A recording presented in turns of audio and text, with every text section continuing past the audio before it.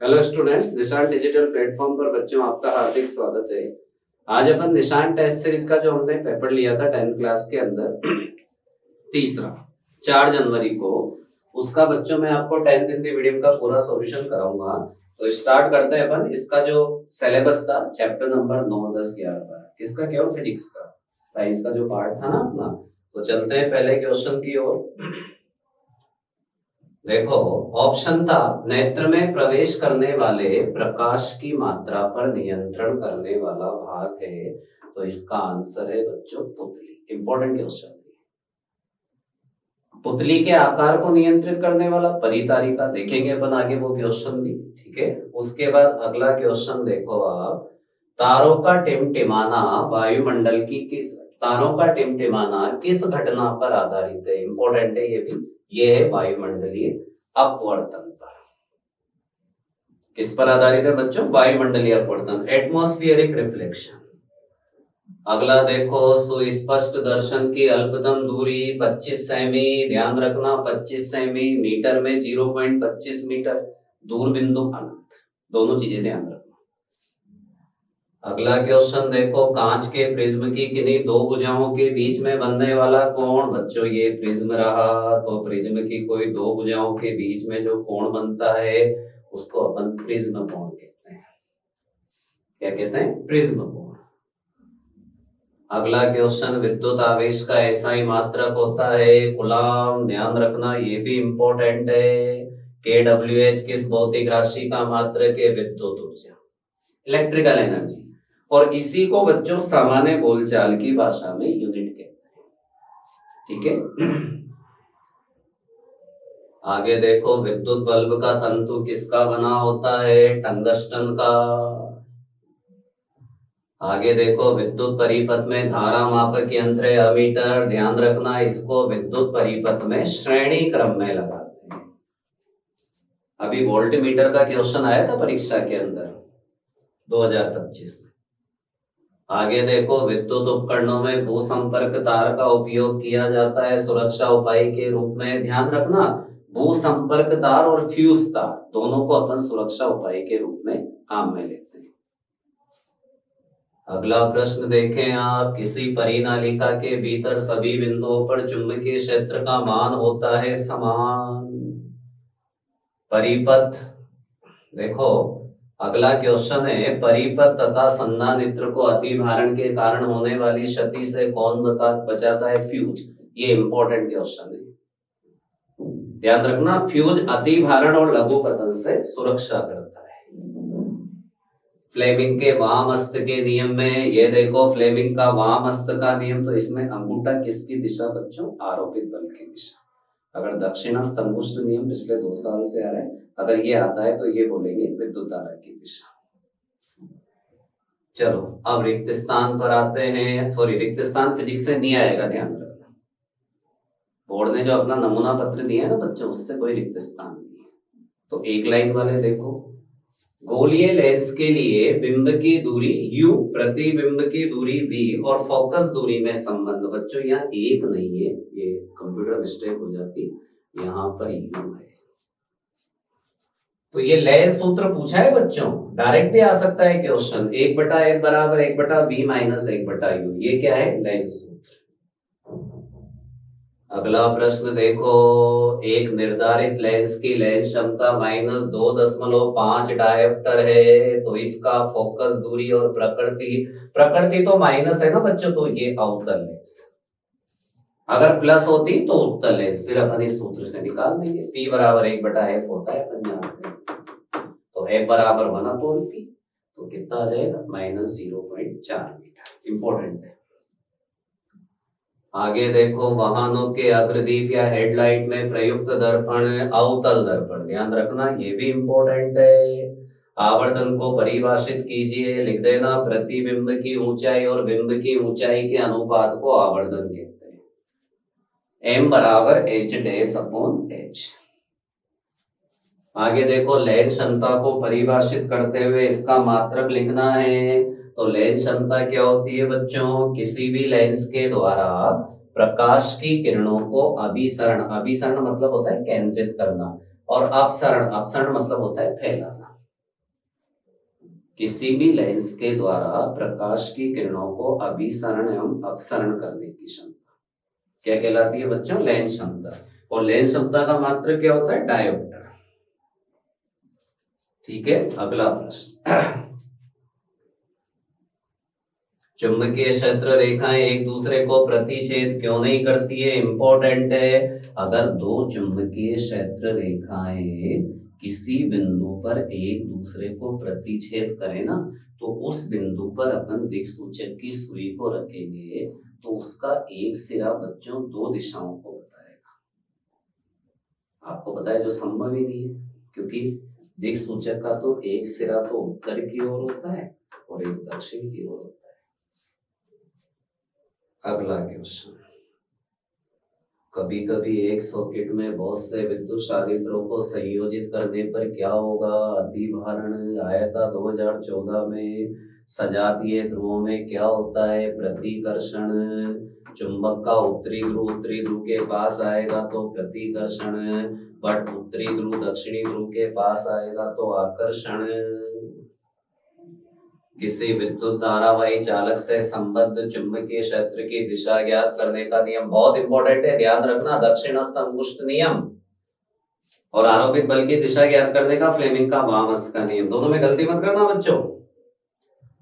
आगे देखो, विद्युत चुंबक बनाने में किस पदार्थ का? नर्म लोहे का। किसका बच्चों? नर्म लोहे का। और देखो ये रहा चित्र आपके सामने, चुंबक के चारों ओर चुंबकीय क्षेत्र रेखाओं को दर्शाने वाला इंपॉर्टेंट डायग्राम। समतल दर्पण में बनने वाले प्रतिबिंब की दो विशेषता। कांच में जब अपन अपना चेहरा देखते हैं ना, तो उस चेहरे की विशेषताएं लिखनी। आभासी सीधा होता है, वस्तु के बराबर होता है, जितनी दूरी पर वस्तु होती है उतनी दूरी पर बनता है, वस्तु का पार्श्व परिवर्तन हो जाता है। परावर्तन के दो नियम है बच्चों, आपतित किरण, परावर्तित किरण और अभिलंब तीनों एक ही धरातल पर एक ही बिंदु पर होते हैं और आपतन कोण और परावर्तन कोण का मान बराबर होता है। कांच के आयताकार स्लैब से प्रकाश के अपवर्तन को दर्शाने वाला चित्र देख लो, बहुत इंपॉर्टेंट है। ये आ रही है आपकी कांच में, देखो इधर, ये कांच में आ रही है बच्चों, फिर कांच में ऐसे, फिर ऐसे। चित्र को तैयार कर लेना, ये इंपॉर्टेंट डायग्राम है। ठीक है। प्रकाश वायु से 1.50 अपवर्तनांक की कांच की प्लेट में प्रवेश करता है। वायु में प्रकाश की चाल है 3 × 10⁸। तो कांच में प्रकाश की चाल ज्ञात करनी है। ये n का मान है बच्चों, n का मान। तो n बराबर c/v, तो v बराबर c/n, तो 3 × 10⁸ बटा 1.50। तो ये इसका आंसर आ गया 2 × 10⁸ मीटर प्रति सेकंड। इंपॉर्टेंट। अगर जल का आ जाए तो यहाँ 1.33 आ जाएगा। अंतरिक्ष यात्रियों अथवा ऊंचाई पर स्थित व्यक्तियों को आकाश काला क्यों दिखता है? क्योंकि ऊंचाई पर वायुमंडल नहीं होता, और वायुमंडल नहीं होता ना बच्चों तो प्रकीर्णन भी नहीं होता, सीधी सी बात है। आगे देखो, ग्रह टिमटिमाते हुए क्यों प्रतीत नहीं होते? बच्चों ग्रह का जो आकार होता है ना, वो तारों की अपेक्षा बड़ा होता है, तो उसमें बिंदु आकार के बहुत सारे प्रकाश स्रोत होते हैं ऐसे। इन सभी से हमारे नेत्र में प्रवेश करने वाले प्रकाश की औसत मात्रा में परिवर्तन का मान 0 होता है। इस वजह से अपने को ग्रह टिमटिमाते हुए नजर नहीं आते। खतरे के संकेत लाल रंग के क्यों बनाए जाते हैं? क्योंकि लाल रंग का धुएं और कोहरे में प्रकीर्णन कम होता है। तो कितना भी धुआं कोहरा हो ना सर्दी के दिनों में, अपने को लाल रंग दूर से दिख जाएगा। और बच्चों नेत्र में तारा या पुतली की साइज को नियंत्रित कौन करता है? परितारिका। ये भी महत्वपूर्ण है। आगे देखो, दीर्घ दृष्टि दोष को परिभाषित करते हुए इसका निवारण। ठीक है, दीर्घ नाम के विपरीत काम, इसको दूर भी बोलते हैं बच्चों। नेत्र का ऐसा दोष जिसमें दूर की वस्तु बिल्कुल साफ, निकट की वस्तु धुंधली, और इसका निवारण अथवा संशोधन कौन है? उत्तर लेंस, अभिसारी लेंस। ये देखो सवाल, इसमें ये R दे दिया 20 ओम, ये आई दे दिया 5 एम्पियर, ये टी दे दिया 30 सेकंड, तो जूल का तापन नियम लगा दिया अपन ने, H बराबर I स्क्वायर RT। तो इसका आंसर हो गया 15,000 जूल। आगे देखो बच्चों, ये मिश्रित संयोजन का सवाल है, ध्यान रखना। ये दोनों श्रेणी क्रम में है तो पहले इनका निकालेंगे, देखो निकाल दिया। फिर ये दोनों समांतर क्रम में हो गए तो फिर इनका निकाल दिया अपन ने, ये आ गया 2 ओम। फिर ये इसके साथ श्रेणी क्रम में जुड़ गया तो फिर 4 ओम इसका उत्तर आ गया। इंपॉर्टेंट है, मिश्रित संयोजन का सवाल आता है पेपर में। घरों में विद्युत व्यवस्था समांतर अथवा पार्श्व क्रम में क्यों की जाती है, इस बार बहुत इंपॉर्टेंट है, 100% मानकर चलो आएगा। क्योंकि समांतर क्रम में सभी उपकरणों को आवश्यक विद्युत धारा प्राप्त हो जाती है और समान वोल्ट का बच्चों कितनी वोल्ट, 220 वोल्ट मिल जाती है। आगे देखो, चुंबकीय क्षेत्र रेखाओं के 2 गुणधर्म, सदिश राशि, काल्पनिक राशि, और ये परिनालिका वाला देखो बच्चों, ये पिछले 3 साल से लगातार पेपर में आ रहा है। कितना इंपॉर्टेंट है, हो सकता है 2026 भी हो जाए ये परिनालिका वाला। आगे देखो, विद्युत धारा किसे कहते हैं, इसका SI मात्रक लिखिए। ये बड़े प्रश्न है बच्चों, लघुत्तरात्मक नहीं है, दीर्घोत्तरात्मक। आवेश प्रवाह की दर को विद्युत धारा कहते हैं, इसका SI मात्रक क्या होता है, एम्पियर। अब देखो श्रेणी क्रम संयोजन के लिए, तो ये श्रेणी क्रम हो गया, इसमें V बराबर IR, ये पहली समीकरण, ये दूसरी, ये तीसरी, ये 5, फिर मान रख देंगे साहब कुल विभवांतर में, तो ये आ जाएगा श्रेणी क्रम। इसका मतलब सीरीज है यहाँ पर। और उसके बाद देखो अगला, प्रतिरोध किसे कहते हैं, धारा प्रवाह में जो बाधा होती है ना उसको प्रतिरोध कहते हैं, इसका मात्रक क्या होता है, ओम। और समांतर क्रम का भी ऐसा ही है, देखो ये समांतर क्रम, इसमें भी अपन जैसे ये कुल धारा हो गई, फिर ये ओम का नियम लगा दिया, फिर इसमें मान रख दिया, तो बच्चों हमारे पास आ गया 1/R बराबर 1/R1 plus 1/R2 plus 1/R3। ये इसका फॉर्मूला है, ये बात देख लो। आरपी में कंफ्यूज मत होना, आरपी का मतलब पैरेलल, पैरेलल मतलब समांतर। चालक का प्रतिरोध किन किन कारकों पर निर्भर करता है, ध्यान रखना, लंबाई पर, अनुप्रस्थ काट क्षेत्रफल पर और पदार्थ पर। और देखो आगे, ये बच्चों ये वाला सवाल भी कंप्लीट कर लेना, ये भी आया था एक बार बोर्ड पे। ये 4 ओम हो गया, यहाँ अपन ने इसको लंबाई आधा कर दिया, क्षेत्रफल दुगना कर दिया, तो 1/4 इंटू 4, तो 4 से 4 कट जाएगा, तो 1 ओम इसका आंसर आ जाएगा। ये भी आ गया था एक बार बोर्ड में सवाल, क्लास में करवा रखा है हमने बच्चों को। प्राय बल्बों में रासायनिक दृष्टि से कौन कौन सी गैस भरी जाती है, तो ध्यान रखना, अक्रिय नाइट्रोजन और आर्गन। क्यों भरा जाता है, तंतु अथवा फिलामेंट की आयु में वृद्धि करने के लिए, ठीक है।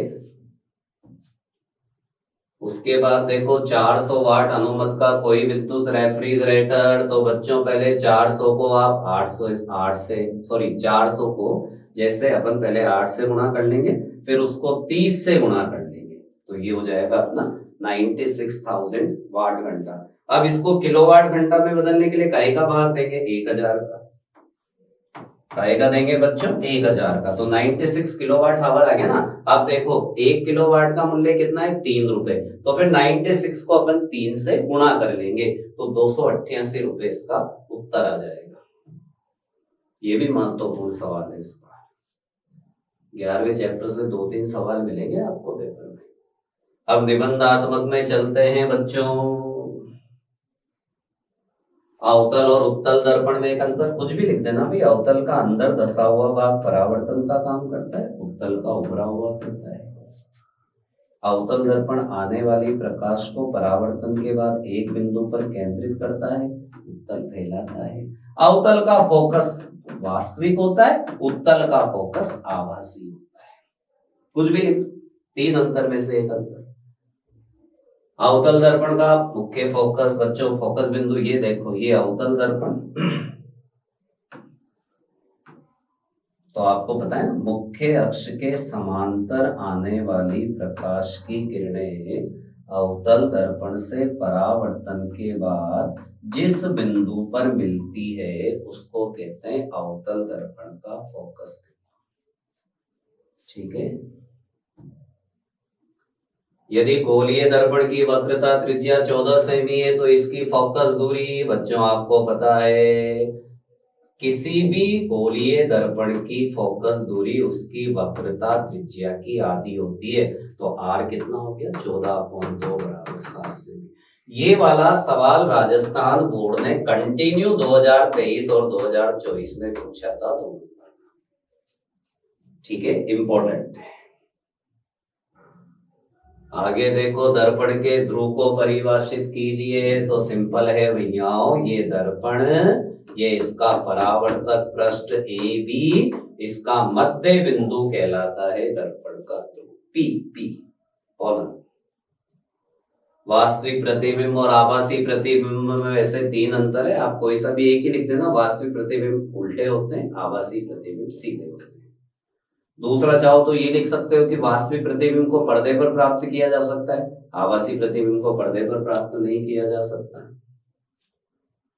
2 मीटर फोकस दूरी वाले अवतल लेंस की फोकस दूरी ज्ञात की, लेंस क्षमता ज्ञात कीजिए। तो देखो ये मीटर में दे रखी है बच्चों, तो डायरेक्ट इसमें मान रख देंगे, तो 0.5। बस ध्यान रखना, फोकस दूरी लेंस क्षमता ज्ञात कर रहे हो तो डायोप्टर आएगा पीछे।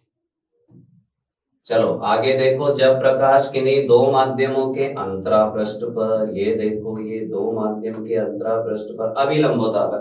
अभिलंब का मतलब होता है 90 डिग्री का कोण बनाते हैं।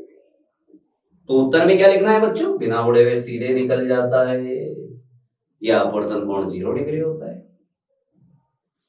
आगे देखो, लेंस के प्रकाशिक केंद्र को परिभाषित कीजिए। ये देखो ये लेंस, ये इसका केंद्रीय बिंदु, ये लेंस का प्रकाशिक केंद्र O। और इसकी क्या विशेषता होती है बच्चों, इस पर आने वाली प्रकाश की किरण बिना मुड़े हुए सीधी निकल जाती है। अवतल लेंस से प्रतिबिंब निर्माण दर्शाइए जब वस्तु अनंत और O के मध्य स्थित हो। बहुत इंपॉर्टेंट है, कंप्लीट कर ही लेना बच्चों। ये अवतल लेंस, ये देखो यहां वस्तु रख दी, समांतर आने वाली किरण ऐसे फैलेगी, फोकस से होकर गुजरी, प्रकाशिक केंद्र वाली सीधी निकल गई, दोनों यहाँ मिल गई, इस जगह बन गया प्रतिबिंब। कंप्लीट कर ही लेना, बाद में याद आएगा सर आपने बताया था ये आ गया, तो ये मैं फिर कह रहा हूं, इसे तैयार कर ही लेना, बहुत इंपॉर्टेंट है।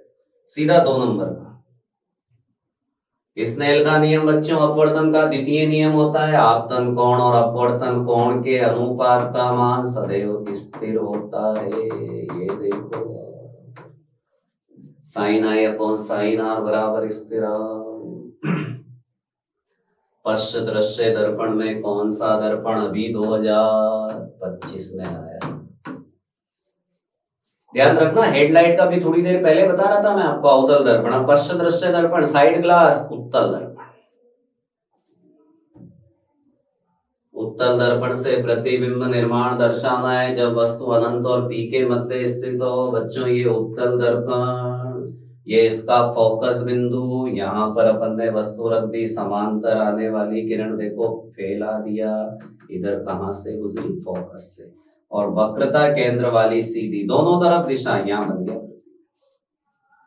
ठीक है, इस जगह ये भी इंपॉर्टेंट है, पर आप अवतल लेंस वाला तैयार कर लो।